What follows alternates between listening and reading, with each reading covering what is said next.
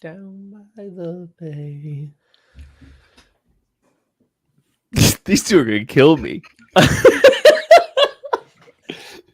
Allegedly. Yeah. Draft guide releases. Very excited for that. Clyde Edwards-Helaire is back. Draft stuff. Stefon Diggs. Let's talk about it. This is KC Sports Network, proudly presented by Emprise Bank. Welcome into a live edition of the KC Laboratory presented by Emprise Bank, member FDIC. Oh, man. Right before this show goes on, Maddie's like, I'm going to sing. And I just, in my head, said, don't you do it. And Maddie said, I'm going to do it. And he did it. And then Craig started singing an entirely different song. I don't know what you're talking about. I didn't sing. Nobody heard anything. This on me. Nobody heard anything. Everybody heard everything. Just so you know. Singing. If you could, It's that kind of show today. it is. Thank you all. Maybe it's because the KCSN draft guide releases in 4 hours as of this recording, which is Wednesday at 8 o'clock. So if you're listening this on Thursday morning, the KCSN draft guide is available out for purchase. $13.99 gets you 306 pages of Chiefs-specific draft content and 3 months of the KCSN Substack. Substack's been on a heater. It's been really good content and also stuff I've been writing as well. But thank you all so much for listening, watching, supporting KC Sports Network. Appreciate you. We're excited to be here. Matthew, how are we? Listen, draft guide's coming out. It's a good one more sleep until the draft guide's released for everybody to get out there. It's always a fun little time. I would say it's like a big weight off my shoulder and all this hard work and everything's done. Now, Kent does all the hard stuff for the draft guide. He does. Kent does all the hard work. I don't. I'm happy that it's coming out. I'm glad we get to bring it to you guys. I actually really do love draft guide release day for you guys tomorrow. I love everybody getting to see it. I love people posting, the pictures, the screenshots, little clip snippets that they like about it. It is one of my favorite days. Oh, go ahead. Can I please make a PSA? No. I'm going to make a quick PSA. If your draft guide's pink, just take it out of dark mode. Oh, that's a good one. That is a good one. Just get out of it now. Listen, I'm going to go out on a limb and say Caleb Williams is ranked high. It's okay if your draft guide's pink, just like his nails. It's cool. It's acceptable, right? So we can just move on from that. But yeah, no, take it out of dark mode if it is pink. But yeah, I love draft guide release day. I like seeing everybody's first reactions to it because, while we sit here and talk about the draft a lot between this and the KCSN draft show, you guys get to read all of it in depth. So, that's always a super fun day. And I do like that it takes some of the burden and some of the sleepless nights away from Kent and puts him in a good mood for the rest of draft season. It's true. It's true. Kent gets to just kind of put his feet up right now and lean on the good work of other. No, Kent does a lot of good work on the draft guide. I do very minimal on the draft guide, so if you have any problems, don't tag me. It's exciting to get all this out there. I love, doing the CBAT stuff. I'm going to keep doing that forever, as long as these people will let me continue to contribute in my small way.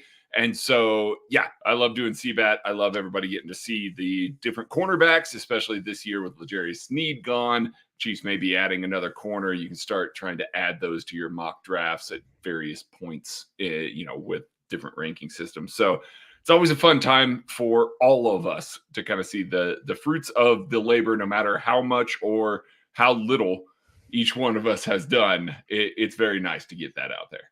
Craig, you're not supposed to tell everybody that. We're supposed to just tell everybody that you've written the entire thing, and that's how this goes. I've also noticed that somebody deleted my edit. The "is great" is still in there, and it needs to be removed. So yeah. Oh yeah, weird, huh? I guess I must have missed it. I don't know. But yeah, links in the description of the show if you want to purchase that draft guide. So yeah, appreciate y'all. Let's get into this show, though. Let's talk about Clyde Edwards-Helaire. He's back in Kansas City, signs a contract with the Kansas City Chiefs, I believe on a 1-year deal, returning. Maddie, I think were you on the breaking news team for this one? Oh yeah, buddy. Tucker and I were the breaking news team for this one. Let me tell you what. Tucker and I took this breaking news and we ran with it. We ran with it as far and as fast as we could. It was a fun signing. It was fun. Clyde came back right in the middle of J.K. Dobbins, a perceived much more dynamic player, was visiting the Chiefs and getting everybody's hopes up that he would maybe sign with the Chiefs. And the Chiefs announced that they were bringing Clyde Edwards-Helaire back for a 1-year deal. No qualms. I've shared my thoughts. No qualms at the signing. I think it makes sense. It gives them a baseline veteran that knows the system that they can trust on all 3 downs to come in. I don't think they're done adding in the running back room. That was the gist of my thoughts, but I would love to hear you two guys talk about what you think Clyde coming back to the Chiefs means. Kit, do you want to go ahead and go first, buddy? I can, if you want me to. We should at the same time and just talk over each other. Oh, hell yeah. That happens a lot anyway. But no, I'm excited about it. And not in a sense of like it's a life-changing move and all of a sudden the running back room's fixed, but I thought Clyde Edwards-Helaire made a lot of sense for this team. I think he fits a role. I think he is a sound rotational running back. If he's the 3rd running back on your roster and he's getting a few carries a game and can contribute a little bit in the pass game like he did Moss and someone in the back of the end zone earlier in the season. Like, I'm okay with it. I think this is a very logical move for this team to make. And you're not going to find a ton of RB3s. Maybe he's an RB2. We'll see. But you're not going to find a lot of guys like him at the low price point that the Chiefs were able to acquire him for. So I'm totally good with this move. I think it makes a lot of sense. I wouldn't mind continuing to raise the floor and the ceiling of this running back room a little bit by adding somebody else. But I think as a piece of the puzzle, I think this is a really strong, smart move for the Chiefs, and he fits great in Kansas City. I know he's had his, he's maybe not the most, maybe not as athletic as he was when he's here his rookie year. And like, I think we've talked a lot about this, like his athleticism that he had was sapped a little bit his rookie year. And for a guy that already didn't have a ton of it, kind of reduced, it kind of limited him moving forward here. But totally, I'm excited about the move. I'm good for it. Yeah, I mean, again, I know everybody just kind of wants to associate the first round, running back thing, and that discourse is never going to die. But I get it. Don't get me wrong, I get it. But Josh, as a guy to as a guy who round out the room, like he's fine. Like, again, this doesn't preclude them from taking anybody else. They probably still need a solid pass catching, pass protecting back because we know that Isaiah Pacheco is not particularly good at it. Clyde Edwards-Helaire has been good at it. He's actually been better than Jerick McKinnon as far as a pressure per pass block, kind of sort of thing, but they haven't trusted him over Jerick McKinnon. Jerick McKinnon's been the guy on 3rd down. So they clearly, protect him a little bit there, but we saw kind of what thick Clyde looks like last year. And it was nice. Like, it was good. I think people gained a new appreciation for him as like an RB3 level player. It's like, you're going to line him up in the backfield. He's going to get exactly what's blocked up, nothing more, nothing less. And he's going to be able to move the pile a little bit. He's not a guy that you're out there and you're like, man, we're going to give him the rock 20 times and this is going to be great. No, you don't want him to do that. He is an off-speed pitch for Isaiah Pacheco right now. They still need a home run hitting back. They still need somebody that can pass protect a little bit. Problem is, there's not a ton of guys that are out there, that are available, and there's not a ton of them in the draft either. So, they've got to make some choices here. If your options are, hey, let's try and go out and get J.K. Dobbins, who I like and would have been completely cool with them going out there and signing. Let's go out and get J.K. Dobbins, or for the price point, for the injury guarantee, more games played of Clyde Edwards-Helaire, we'll get with the guy that knows the system already, can come in there and be a 3rd down back for us in some, moments when we need a backup. He's going to be able to play early downs. He's going to be able to play late downs. For an RB3, you can't ask for anything more. And now that we're on the 2nd contract, officially on the 2nd contract for Clyde Edwards-Helaire. Hopefully we can shed maybe some of the initial expectations of what a first-round running back means to this offense and turn it into this guy is running back 3 and adjust our expectations accordingly. I think the pushback that a lot of people have is he running back 3? Like, I know. I get it. He should and that's be. the pushback. Now, at this moment, he's not, right? At this moment, he's clearly running back 2. And like, again, I don't even know if that's the end of the world. If you had, it's going to be in a lot of trouble. If you had a stud running back 1 that was a 3-down player, that was a pass protector, a really like advanced receiver, and a guy that could do every like running scheme that you had as a starting running back, and Clyde was 100, and that guy was getting, 80% of the work like old school football was in the 90s, early 2000s, and then Clyde was the backup to that, it would be fine. For this team with Pacheco as your running back 1, you probably need somebody that you want to put out there for the 40% of the snaps that covers what Pacheco isn't great at, being a little bit more patient, a little bit better vision, a lot better in pass pro, probably a little bit more advanced of a receiver. Like there's stuff that Pacheco at this point doesn't do great that you would love to see somebody come out and earn those snaps. And I get where some people's frustration comes. Clyde has not shown enough necessarily to earn those snaps, to be a plus player for that many snaps. That said, the Chiefs trust him to put him out there on all those plays. They trust him to go run any play they want. How many times have we seen him, even as he got thicker, run outside zone to no avail, but they trust him to do so for whatever the reason is. They trust him in pass pro, and it's actually had pretty good results. We know he can catch the football. He still can run some pretty decent routes, some angle routes, some little wheel routes. Like he does stuff that the team likes. I think we would all feel a lot better if we knew he was going to be running back 3 and not running back 2, or if there was just like a more advanced running back 1 in front of him. And just unfortunately, they haven't got that yet. I don't think Clyde prevents them from getting that player, though, in the draft or in free agency. It's just the timing of it, I think, had definitely upset some people because they think that it's a signing to be running back 2. I think people are just itching right now too, just in general. They want anything. They want anything big, anything different, anything not run it back. And I get it. Hey, you got Carson Wentz like 36 hours ago. Like, what are we doing here? They want a real player that's going to play, that's not run it back. Wow, just slandering backup quarterback Carson Wentz like that. I see how it is. Yes. This is getting contentious very quickly. Anyways, yeah, I don't understand getting like too beat up about some of these moves. Like I think probably some of it is the lack of frustration, or just the lack of any significant moves since the L'Jarius Sneed trade too, right? Like I think that's probably part of it as well. And I'm gonna guess that Clyde Edwards-Helaire's contract does not contain a ton of guaranteed money. I'm going to guess that some of these 1-year deals that you've seen the Chiefs sign that don't count against the compensatory formula probably don't have a ton of guaranteed money associated with them. So even, these guys aren't guaranteed to be here, but this team is slowly putting together a roster that before the draft they could roll out in week 1 with. And they're pretty close to being able to just put a team on the field right now, independent of the draft and with $25 million in cap space. So yeah.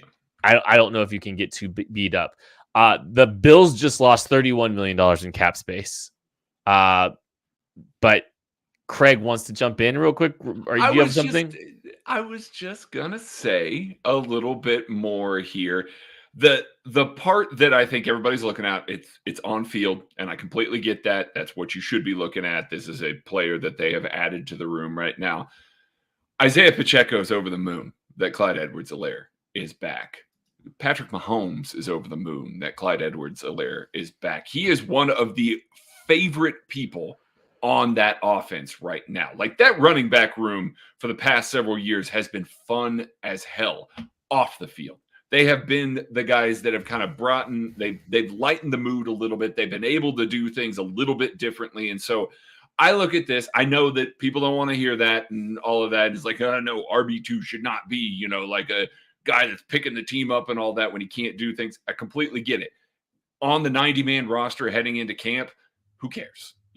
Bring a guy back in that is going to be good for the locker room, that's going to be good for camp, that's going to help lighten the mood in some of those hard days in St. Joe. Like for all that is, a spot on the 90-man roster, he's worth that to me. So there's off the field stuff here that's very, very positive for this offense for keeping some consistency on that front. Craig, can you say the word dead cap really quick? Dead cap.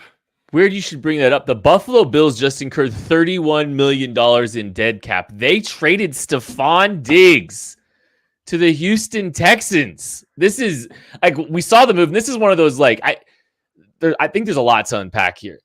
I have a lot of thoughts. Maddie, when you saw the news go down that the Buffalo Bills had traded Stefon Diggs to the Houston Texans for a 2025 second round pick while also surrendering a 5th and 6th round pick, what were your initial thoughts?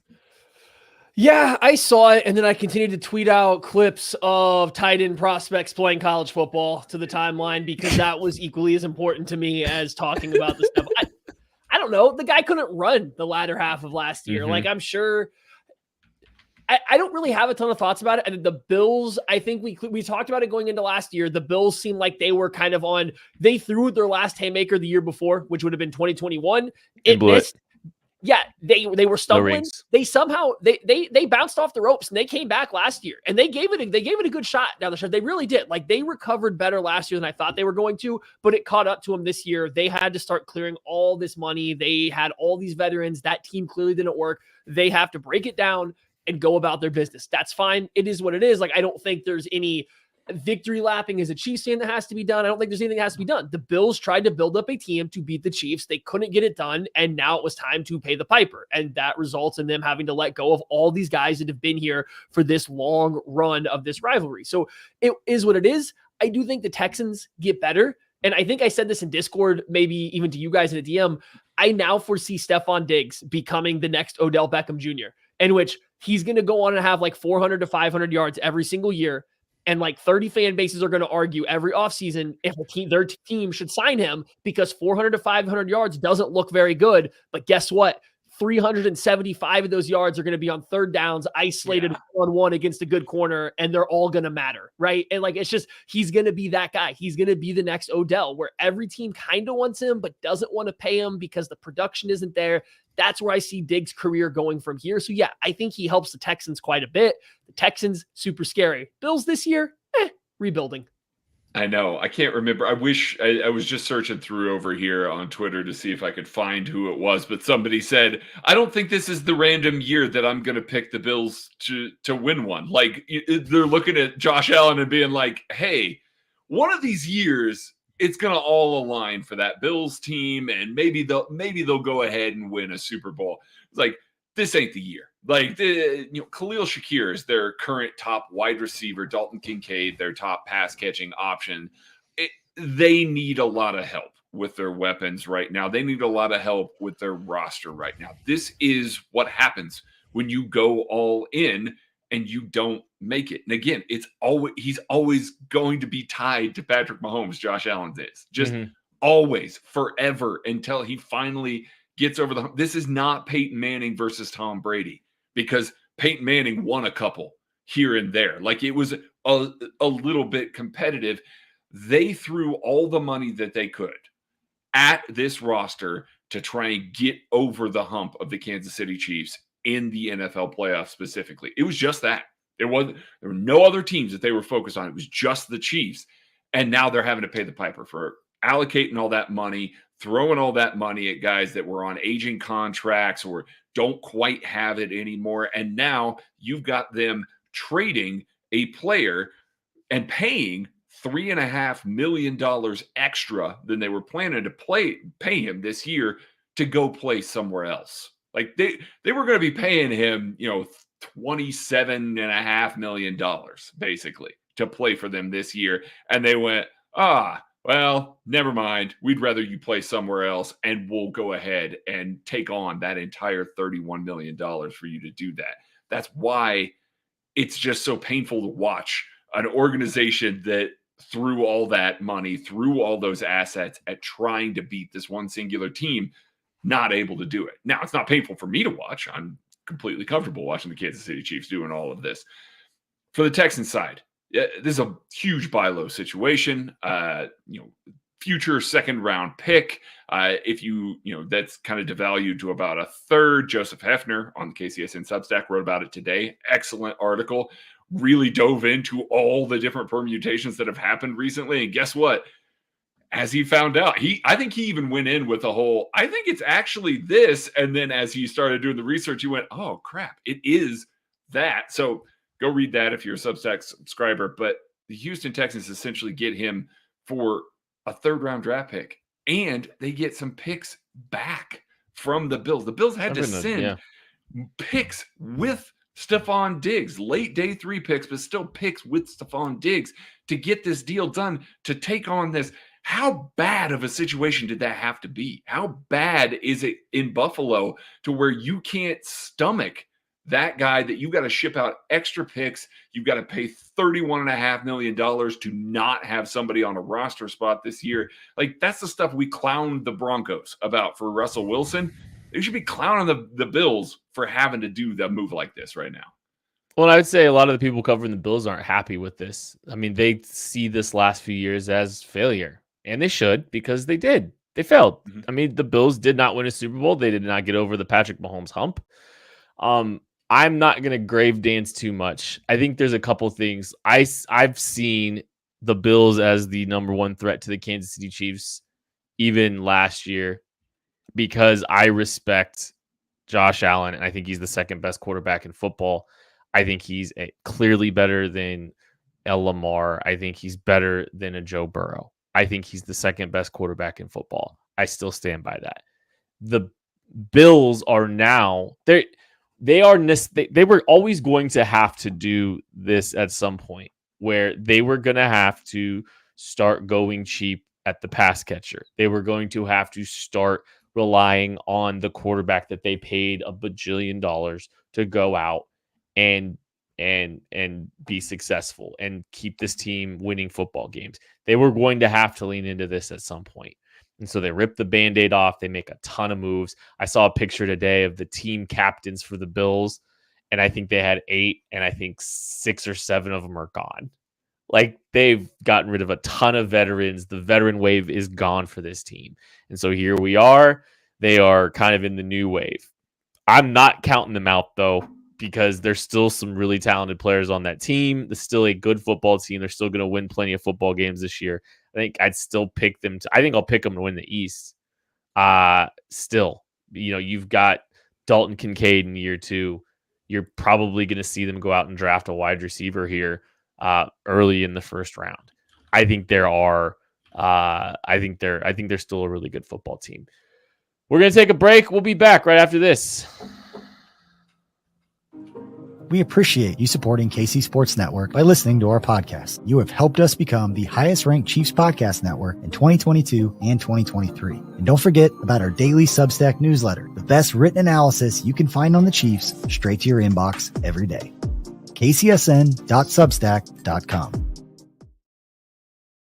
Also, a friendly reminder, I don't know if we've announced it on this show, but there will be a party at Holiday Distillery on the Sunday after the draft. It's going to be a lot of fun. So if you are looking for something to do on that Sunday after the NFL draft, we had a party there last year. It was really cool. Same thing awesome. This year. We're still planning on doing that. So just kind of keep that in the back of your head. You'll get formal announcements here in the next couple of weeks, I'm sure. But start thinking ahead to that, because it'll be fun. Hey, Kent, will you be there? I will be there. Craig, are you going to be there? Yeah, I'm going to be there. Hey, what? Maddie? Friend, are you planning to be there if you can? This is a loaded question for me now. Yeah, I am planning to be there. I guess I haven't said anything on the lab yet, so I won't be on the lab next week. My wife is due for our 3rd child, so we will have our 3rd child coming in next week. So I won't be here next week.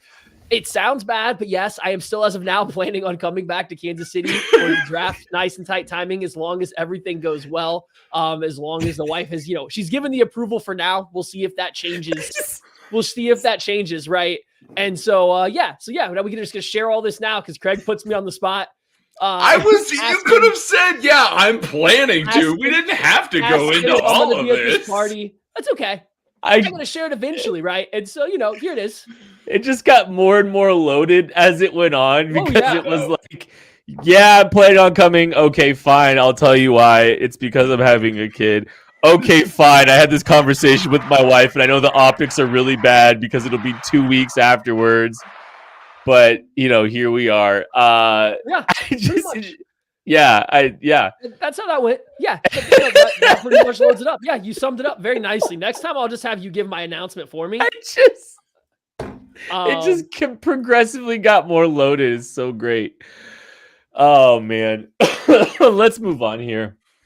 Oh yeah, Sophia, we are quite old. That is false. 2 of us are old. One of us is very much a very youth. old. Maddie's 33. Don't let him tell you otherwise. Lie. He is 6'2", though. He is 6'2", despite everyone thinking he's 5'9". We're on today. We got a lot to cover here still. Not really. I mean, call a spade a spade. We got a lot. About breaking news teams for Clyde Edwards-Helaire coming back on a 1-year deal. We have a lot to discuss today. Is that better? Yeah. Please buy the draft guide. Anyways. Thank you guys for saying congrats, by the way. I do appreciate it. Thank you guys. Yes. Hopefully I see you guys at the draft party. That is the most private person too. That's what makes this all just that much better. Okay. Weightlifting shoes are kind of like heels. So yeah. Only a half. Let's call a spade a spade. So we want to talk a little bit about the wide receiver room. We're looking here and it'll foray into some stuff here later, but Chiefs have Hollywood Brown on a 1-year contract. We'll find out about what happens with the Rashee Rice situation, if he misses any time, if he doesn't. Justin Watson's not on the roster for next year, which I know is just the linchpin in all of this. But when you're looking at kind of like building the wide receiver room for now and the future, I think there's some stuff at least kind of worth talking about here a little bit, Maddie. Yeah, I mean, so here it is. This wide receiver room where it sits at right now. Kadarius Toney's not working out. Sky Moore is a little bit of an unknown, but I would say so far it doesn't appear like it's working out. So there's 2 of the younger guys that I think it's hard to say these guys are going to be in our future plans. Mm-hmm. Fair? Yes. I didn't even mention them when we talked about it. I get it. I'm just working through it. Justin Watson's on the last year of his deal here. I would think it's safe to assume that he's not in the future plans, but if he is, it's still in a minor part, like I think what the plan was when they initially brought him in. And then Hollywood Brown, 1-year deal. That's not something that you're locked into right now. Can they bring him back next year? Sure. It's a possibility that they do bring him back. It would seem more likely that they would have maybe signed him for a longer term deal right away if that was the goal, but fine. Maybe he can come back, but again, still not part of the plan. The only player right now that is in the long-term plans for the Chiefs wide receiver room is Rashee Rice. Well, does that change now? Are they ready to sit here right now and say for sure, not that he's going to be suspended, not that Rashee Rice won't be on the team this year, not that he won't play out his rookie deal with the Chiefs? I think that's the direction at bare minimum that we're trending. I'm just thinking, looking ahead now, are the Chiefs going to sit here and say Rashee Rice is a guy that we are planning on being one of the core members of this team for this second half of the Patrick Mahomes run, for the second half of this career? Once he loses Travis Kelce, it kind of becomes more of just his team rather than this core unit of Mahomes, Kelce, Chris Jones that have been here the whole time. It seemed like Rashee Rice was trending towards being one of those guys. Mm-hmm. I don't know if we can say for certain that he is in that spot anymore, just because you don't know what level of trust there is or isn't anymore. So how do you go about starting to approach that? Where do we think they move from here? Is this a area where you can just add more veterans? Do you have to start looking for a trade for somebody that's already established in the NFL? Or do you just approach it entirely through the draft at this point and try to bring in more youth? They seem to be a little thin on building blocks of the wide receiver room, potentially, depending on how the Rashee Rice situation plays out. Yeah. And, the report comes out today, he's been meeting with the Dallas PD. He put that on his Instagram page and took full responsibility for the incident. It seems like, this isn't a situation where he's sitting there and he's just being like, I did nothing wrong. At least publicly facing, he's admitting that, he did something that, he needs to be talking to the police about. So I think that he'll be fine. It's one of those, if Andy can trust you, then you're going to be fine. And so if you're taking the steps to make Andy trust you, then everything is good. Now, that being said, he's the only guy. Like, he's the only one in 2025 that we can look at and be like, oh, we can probably expect something out of this wide receiver or tight end. Like, I think that's the other part there. Yes, Travis Kelce's under contract, but who knows how long he's got? Who knows when he's going to decide to hang him up? Noah Gray, Blake Bell behind him, Irv Smith, I believe he's on a 1-year deal. Like, these guys are not guys that have shown up and you can say, I can count on them to be a focal part of the offense. They need more premium building blocks on this. This is why every time that we've done a mock draft for, on this show, we've taken a wide receiver first. We have talked to death about taking an offensive tackle first, about, hey, there's some good corners in there. Maybe they take a corner there. There are lots of different positions that we have looked at in the first round of the draft, and we always settle on wide receiver, and it's because of this. They are not looking at this in a vacuum. I know that a lot of times when we talk about this team, this is specifically for 2024. Here's what they've got. Yes, we feel like they could trot out these wide receivers in 2024, and at the very least, they're going to maintain the level that was not great last year. But they need things for 2025 in a big, big way. It's why we project interior offensive line in the mid rounds, and everybody seems okay with that. But when we go to wide receiver, the tone is just different. Oh, we can try and address that, maybe find something over here. I don't think the Chiefs are content with this room in its current state, and it's largely because of 2025. I think they're going to draft a guy early, at least one, and then if they don't draft another one in the mid rounds, I think that they're going to add a veteran after the draft, a la Don Smith, and say, no, we're not cool with Kadarius Toney, Sky Moore, Justin Ross, just basically being shepherded into their spots again this year. We need competition. We need somebody to push them, and we need to feel a lot more confident about our wide receiver room heading into 2024 and 2025, because as it stands right now, you can't go into 2025 and say, okay, Patrick, you got Rashee Rice, and that's it. That's not how this is going to work. And we've seen this team build the wide receiver room on the fly a little bit. They won a Super Bowl and had the most efficient offense in Patrick Mahomes' era with a relatively new wide receiver room or very new wide receiver room when they beat the Eagles. But the thing is, Travis Kelce was the constant in that group still. So despite the fact that the wide receiver room was very new and there was a lot of changes with the draft picks and the signings, MVS, Watson, Juju, and Sky Moore, Kadarius Toney acquired in the middle of the year. I mean, those are 5, I think, new names that weren't on the roster the year prior.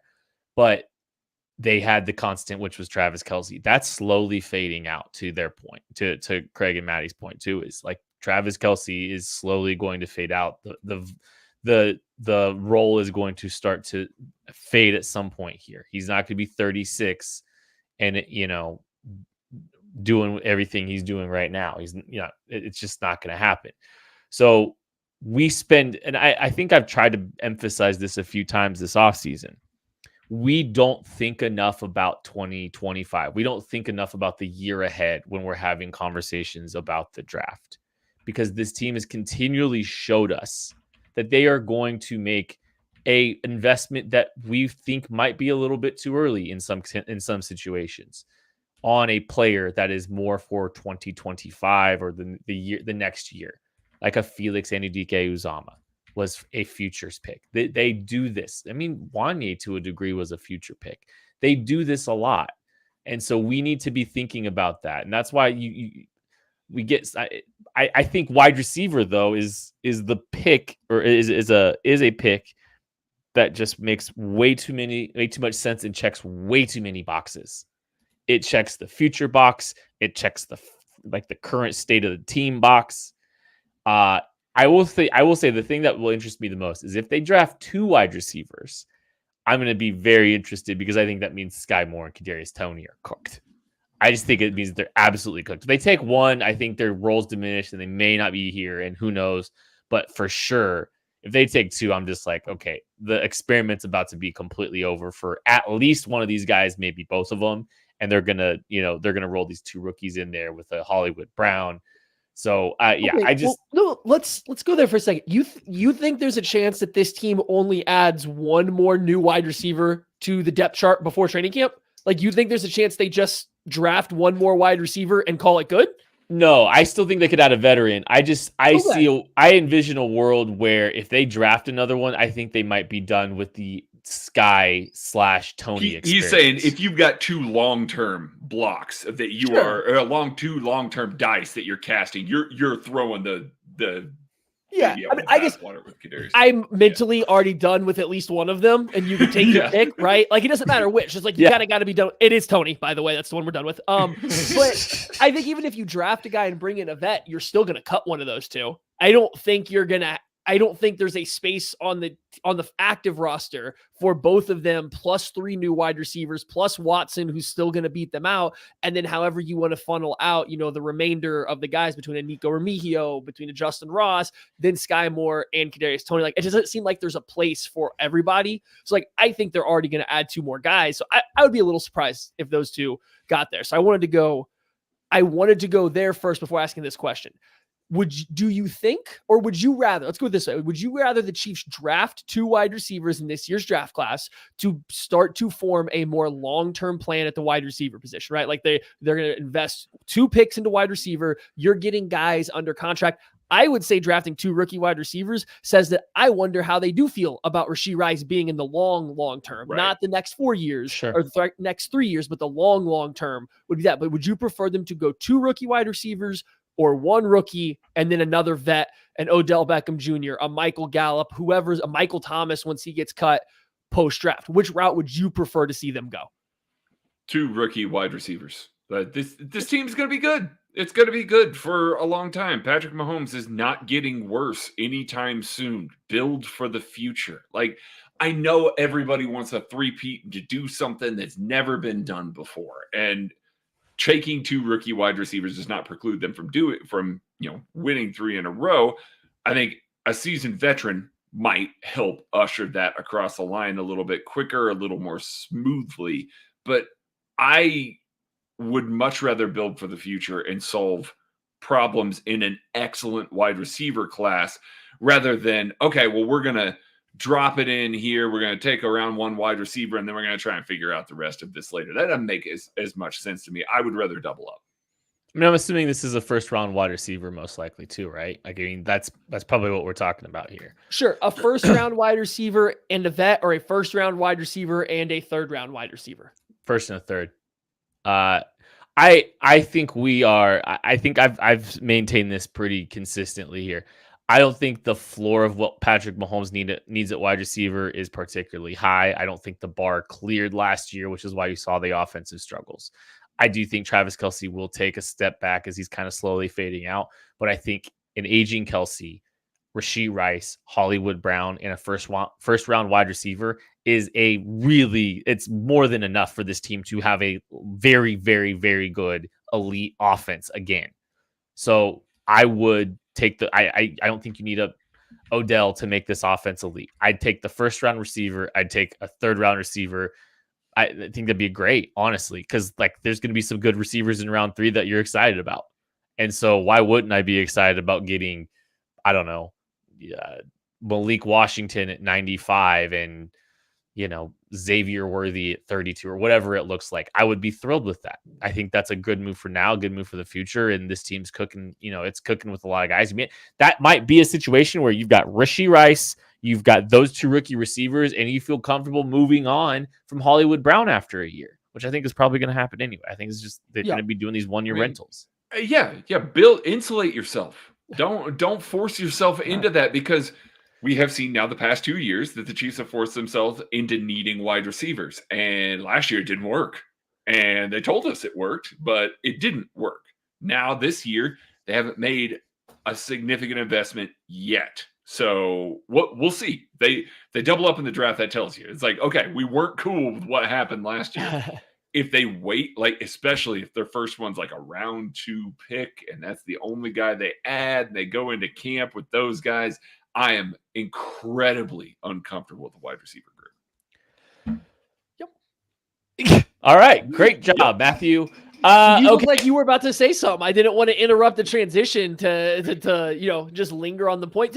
I was just going to say, somebody had asked a question if anybody was done. I got it from Gary here. Was anybody done with Rice? And if that's the way it came across when I was talking, no, I don't mean to be done with Rice. I think it's very unknown right now, not what happens to him this year. I don't think he might get suspended this year. He might not. We don't know. I don't think there's hardly any chance the Chiefs will cut him unless some big breaking news that we haven't heard yet or seen yet comes out. I just meant long-term, if there was, there were questions about Rashee Rice's maturity coming out of college to the NFL that is at least carried over to his first offseason in the NFL.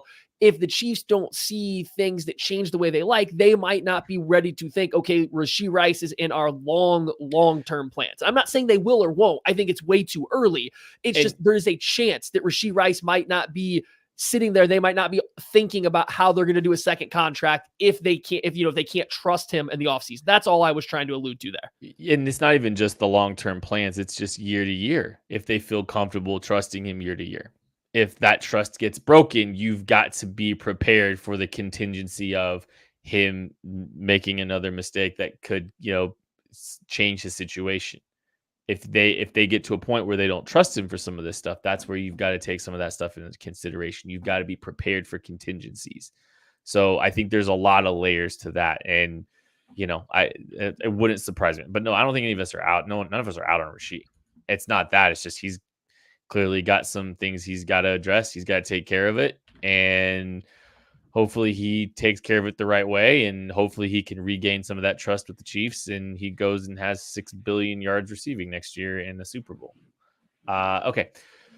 Let's talk about some first round options for the Kansas City Chiefs. What we kind of wanted to do today is look at some players that we believe are not realistic for the Chiefs at 32. Some players that we think are going to be there for them at 32. Just kind of going through some of the names that, we might, we see as maybe that pocket of players that could actually be available at 32. Maddie, do you want to go by position? How do you want to do this? What do you want to do?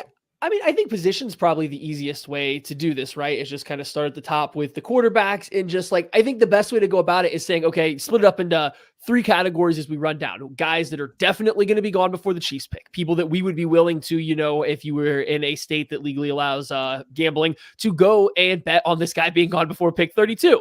And then we're going to call guys that are probably going before 32, but maybe you don't feel quite as good throwing down your life savings on it. And then we will have guys that are most likely there, which are guys we're just waiting for till later. Right. So yeah, I think you just start. I think it's easiest to start with quarterbacks and just kind of work our way down there. Corners with the CB. Yeah. Let's start with cornerbacks. I think that's a great, that's a very logical place. I couldn't hear you. Start. No, you're good. I think I want to mix it up now. Now that you said that, I would love to start with cornerbacks. I think this is a great way to do this. Please, let's start with defense like we should. If you want to do every single position, that's fine. Sure, yeah. Well, let's go. Let's rip. Cornerbacks. What cornerbacks are off the board before the Chiefs pick for sure? Quinton Mitchell. And Terrion Arnold. That's it. Okay. I think that's the list. Mm-hmm. I think that's the list. I think there's 2 cornerbacks that are for sure gone. And I think I think it's those 2. Outside of that, if you want to talk about might be gone. No, most likely to be gone. These are the guys that if they make it to 32, you're a little surprised, but not just downright shocked. Do you have anybody that fits that category? You don't have to have someone that fits that category either. I think Cooper DeJean is most likely gone still. And I think it's fringy. It's fringy for me, but I do think he's going to hear his name called. I feel pretty good that his name is going to. He should. Yeah. I think this conversation will be moot after he tests on April 8th and everybody goes, oh, yeah, he's a freak athlete. Okay, so he's a round 1 lock. His tape's really good. I agree with this. Really good. To go quickly, I won't add too much there. I think Nate Wiggins belongs in this category too. He does. The NFL doesn't care about size anymore. Look at Emmanuel Mosley. Was it Mosley last year? Mosley's not right. Is it right? It's Emmanuel Forbes. Forbes, there we go. I was like, that doesn't sound right. That's a different corner for a different team. So yeah, Forbes goes to Washington. It didn't have a great year, but Nate Wiggins has better tape than him, right? And the NFL is going to overdraft man coverage skills plenty often at the cornerback spot. He's fast. He's got good tape. I think Wiggins goes into this category as well. And kind of like a likely Like a likely, most likely gone. Like if he's there at 32, I'm kind of surprised. I'm pretty surprised. Okay, no, that's good. All right, you know What what? position's next? Let's move to quarterbacks, the passers. Corner? No, okay. no. We can talk Quinion Mitchell, Terry on Arnold, Caleb Williams, Drake May, Jaden Daniels, and JJ McCarthy are locks. I think they're locks. They're gone. Him Jeremiah. Yeah, I think you did too. I was like, oh, he's about to bust out a new name. No, JJ McCarthy. I think those 4 are locks, and I think it's like top 6. They're all gone, and I think JJ McCarthy has a chance to be drafted before Jaden Daniels. And I think that you can just call the QB position a wraps at this point because I'm definitely not putting Bo Nix in the likely to be gone category. I don't think Bo or Penix are in the likely, but not going to be surprised. They could be gone. I just don't think it's likely, right? And so, I just think we move right. Hey, Craig, what position? Oh, do you have a pushback? Do you think Nix is going? Do you think Nix is likely? You look like you want to say it. I think he's going to Denver. Whew. In I round think 1. Denver loves him being out here. Ooh. I don't know. It's probably not round 1, but they don't have a second round pick, Craig. Well, if they don't like the board at 12, I can see them trading down, accumulating some more assets. You know, the last time Sean Payton traded down in a draft? I know. But likely before I was born, 2007. Lots of stuff, and it could just be pre-draft stuff out here, but lots of people that I know that know some things have been saying Bo Nix lately. Noted. So I still can't put it into likely, though, for me. But I'm with you. I'll ask you this question. What's the % chance that one of Bo Nix and Michael Penix is drafted before the Chiefs pick at 32? 15%. One of them, it's only a 15% chance that one of. I'm going 6% because the only team that might do it is Denver. We just heard I'm going to go 6%. So you think it's a 6% chance that Bo Nix is drafted, Craig? I just need one of them gone. So you think it's a 6% chance that Bo Nix is drafted? Okay, 15% chance. Okay, I think it's higher than that. I think it's 30% chance that Bo Nix or Michael Penix is drafted before the Chiefs pick. Running back, moving on. They're all going to be available. No running back. It was Craig's turn to pick a position. Craig, you want to pick? I want to pick cornerback again. Let's go back to that one. I like talking. Are you saying quarterback or no? I'm saying corner with the C. I think we're having a pan situation here. I hate this show so much. I love it. It's my favorite one that we've done. I'm going to pick wide receiver for Craig. I think Marvin Harrison Jr., Rome Odunze, Malik Neighbors, Brian Thomas Jr. are locks. Yeah. I kind of want to say Xavier Worthy's gone too. Everything I've kind of been hearing sounds like Xavier Worthy is going to be gone before the Kansas City Chiefs pick at 32. And I think that number went up because the Buffalo Bills just traded Stefon Diggs. I think Xavier Worthy is gone by pick 32. So I think it's 5 locks now. So I will definitely not fight you at all on that. I will say with Xavier Worthy going to the locks, I don't know if I have anybody to put in the likely gone category, though. I think that there's guys that could be. A.D. Mitchell could be gone. Keon Coleman could be gone. Ladd McConkey could be gone. But I don't feel comfortable saying that any of those guys are, super, super, super likely. I'm very surprised if they're available at 32. So, I think we kind of put everybody into locks and left nobody available to fall out. Yeah. Yeah. And not only that, with the Bills being kind of out of the running, they're not going to get beat to the punch again like it happened with Trent McDuffie and Kyrie Elam. I think they're going to be aggressive. If they hear that a team is interested in a Brian Thomas Jr. or a Xavier Worthy, they're going to do everything they can to make sure that they get their guy with this new draft capital, even though they gave up some day 3 stuff. But I could see them trading up to try and make sure that they get a guy. So I trade up with Miami. Miami won't trade with the Bills. That's true. I think there's a 90% chance not 90, 80% chance that one of Ladd or A.D. Mitchell is gone. I think high to me. And Keon Coleman. I think of those 3, I think one of those guys will be gone before the Chiefs pick at 32. I think so too. I think the Chiefs will pick it. I think the Chiefs will have their pick of wide receiver 7 at pick 32. Ooh. I know. I know. I think it's definitely possible. I think it's a little less likely than that. It's possible. Very is possible. Is it more than 50% chance that the Chiefs are picking wide receiver 7 for you? Or do you think 50, it's a 50 that they're picking 50-50? I'm going right down the middle. It's 50-50. Yeah, 50% chance. Mm-hmm. I think I'm rooting for like Adonai Mitchell to be drafted before the Chiefs. Heavily rooting. And Keon Coleman as well. I would live with Keon Coleman. I could live with it for sure. I'd like Ladd more. I'd like Ladd McConkey more. Yeah. But I think we got 5 locks. Okay, yeah, I would agree. And not likely. All right, so then interior offensive line. We got to speed run some of these. So Jackson Powers-Johnson, off the board. Graham Barton, off the board. Yeah. Is that it? That's West it. Virginia center? Frazier, no. He's likely. Can we put him as likely then?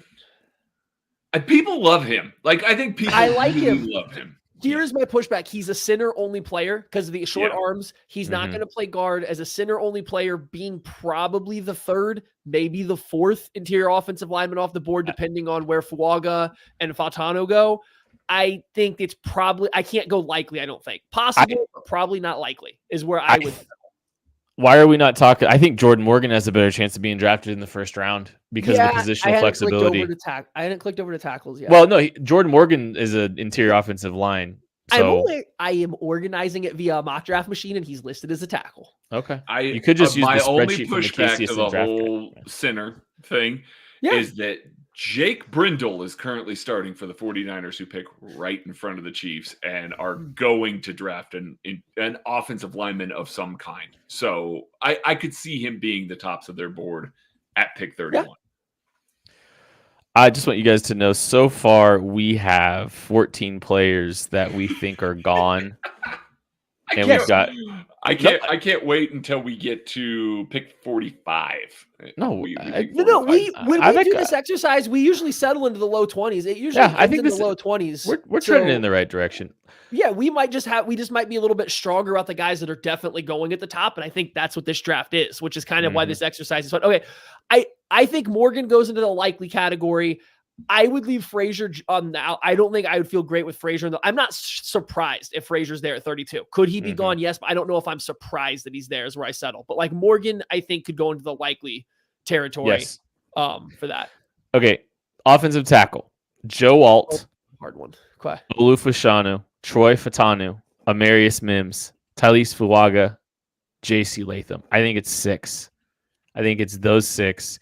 You could, I think Tyler Guyton is a fringe kind of player, but I think I think 6 are for sure gone. Latham a lock? Latham was the one I was going to push back on. I think Latham's a lock. There's too many teams that need offensive line help in this draft, and I just think demand will drum that up. Yeah, and I think he's so clearly in the top 6 compared to Guyton. I will not fight you. I won't fight you too much. That's just the one I want to ask about. He's the one guy that I have close to likely of that group. I can say he can go into a lock. I would agree. Guyton, I think, is likely. I don't know if I think he should go, but we can call him likely. Okay. So we're sitting here. Kingsley, that's 6. Not likely. Kingsley, not likely. The next guy up. Right. Yeah. Patrick Paul, not likely. Those guys, I think I would expect to be there at 32 at this moment in time. All right, let's. I said running back. We don't even need to do that. We don't even need to tight ends. Do tight end real quick. Bowers, cool. Nobody else. Yep. Hang on. Are we sure he's training with Patrick Mahomes? Apparently, he's trade up, baby. Trade up season. Allegedly. Linebackers, Edgerrin Cooper is not even a likely, just a possibility. I'm just kind of Peyton Willis. I just want to put other names out there just so we not like completely glossing over. I don't think there's any linebackers that are locks. I don't think any are likely. Safety, no locks. Nobody's likely. So we're down to edge, right? Do you want to give edge and interior defensive line? Edge and defense. Interior defensive line. Oh, okay. Let's do it. Byron Murphy is the lock. I think Johnny Newton's a lock. Maddie doesn't. Not lock. Okay. He's a 300-pounder with short arms and a foot injury. Like, I don't know if I can call that a lock. I think the league likes him a little bit more than you do, but I will leave him as a likely, and I will put Byron Murphy as a gone. Edge. Dallas Yeah, Turner. I don't think there's anyone else for. I was just gonna say real quick, defensive line. I don't think there's anyone else. Tavondre Sweat, people like Braden Fisk has risen up boards a lot. Chris Jenkins.